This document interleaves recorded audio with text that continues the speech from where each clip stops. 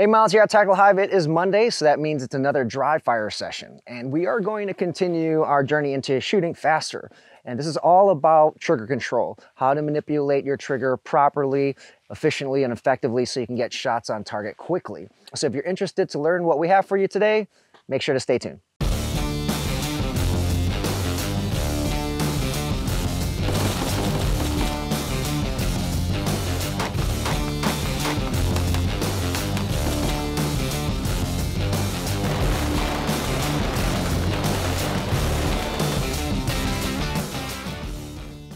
All right, welcome back. Thus far, we've discussed how shooting in a cadence can be like a stepping stone to improving your speed progressively, particularly for those of you who have gone to indoor ranges and you're basically doing bullseye shooting or target practice at a slow rate. Now we're trying to, I guess, bridge that gap between just normal paper targets and shooting leisurely, casually, to shooting fast and accurately. So we've already discussed the cadence shooting and it progressively works on things. We also discussed how the cadence shooting can also help you transition faster in certain circumstances. And now what we're going to be doing is similar, okay? We're not going to be focused so much on the cadence anymore because it's very simple, you understand that. But what we're gonna be doing is starting off slow in terms of trigger manipulation speed, and then you're going to begin to shoot as fast as you possibly can. So you do not need to shoot at just a quarter second. If you can shoot faster, then you're going to shoot faster. Today, what we're going to do is take everything we've already discussed and apply it to the ever popular bill drill. The bill drill is 6 shots from 7 yards. We won't follow it exactly because we're, again, taking baby steps, but it is essentially 6 shots as fast as you can. And the reason why we're going to be doing the bill drill is that it's 6 shots. You're going to take multiple shots. You're going to establish your baseline, and this is something that you can take and improve on. So you're going to have your baseline, then slowly you want to get better. And when you shoot 6 shots rapidly, it's going to show if you have deficiencies in your trigger manipulation and even your grip. We're not really diving into grip or stance or anything like that. So those previous videos, make sure to check the playlist below because we've covered a lot in this series. But everything we do is retroactive, or what I should say is what we've covered, I'm assuming that you've already developed a certain level of proficiency at it. So when you do the bill drill, we shouldn't be so worried about grip anymore or anything like that. You should have that dialed in, and now we're going to be focusing on the bill drill. But I will give you some pointers here that connect back to previous videos, and at specific times I will link back to them as well. But for those of you who are new to the series, make sure to watch all the videos. We have a lot and it's really going to help you out. So for our dry fire session, I'm going to be using the dry fire mag. I really recommend this because it is going to allow you to reset your trigger automatically and you don't have to rack the slide, which is going to be vital for the bill drill. So what you're going to do, if you want to do this from the holster, you can. The learning is going to happen with your trigger squeeze, okay? So everything else can be a distraction. So if you don't have that down pat yet, your draw, then just focus on the trigger squeeze. So I'm going to assume that you are going to do it from a ready position, whether it's like this, whatever ready position you want, okay? And with the dry fire mag, what you're going to do is you're going to present either from here, here. Again, if you want to do it from the draw, you can.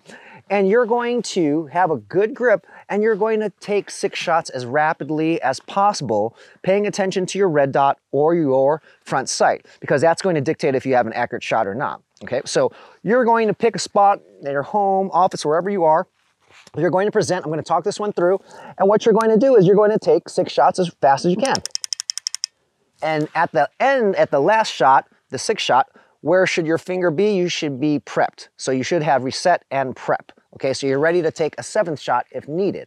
But while I'm doing this, I'm paying attention to my sight the whole time to see if it veers from my intended target, okay, what I want to actually shoot. So it's a very simple drill for today, but here's what we're trying to get. The reason why we're doing this is twofold. One is I want you to work getting really quick on resetting and squeezing that trigger, then coming back on it, okay, just like we discussed. Now we're doing 6 shots on purpose. And the second thing here is this is going to show if you have grip deficiencies or if you're gripping too hard. There's something called trigger freeze. And most of the time, okay, it's not 100% of the time, but most of the time, trigger freeze is caused by gripping too hard, okay, most of the time. And what that is imagine you have, here, listen to the dry fire mag, you're gonna hear it click 6 times in succession, and there's not gonna be any gaps. So, okay, 1, 2, 3, 4, 5, 6. That seemed very smooth, it was a good cadence. Now, listen to this. Okay, it's just kind of all broken up. And it's broken up because I'm trying to simulate what trigger freeze would do. Essentially, what trigger freeze is I break the shot, and instead of resetting all the way to break another shot, I do not. So it's kind of like this. The first click is gonna represent a shot. Okay, the second click is the reset, right? But listen to this. I take a second shot, I try to reset, there is no reset. You didn't hear the second click. So I try to take a shot, and there's no bang. So that means I did not reset the trigger, and that's trigger freeze, usually because I did not bring my trigger finger off the trigger to the reset point and back on it.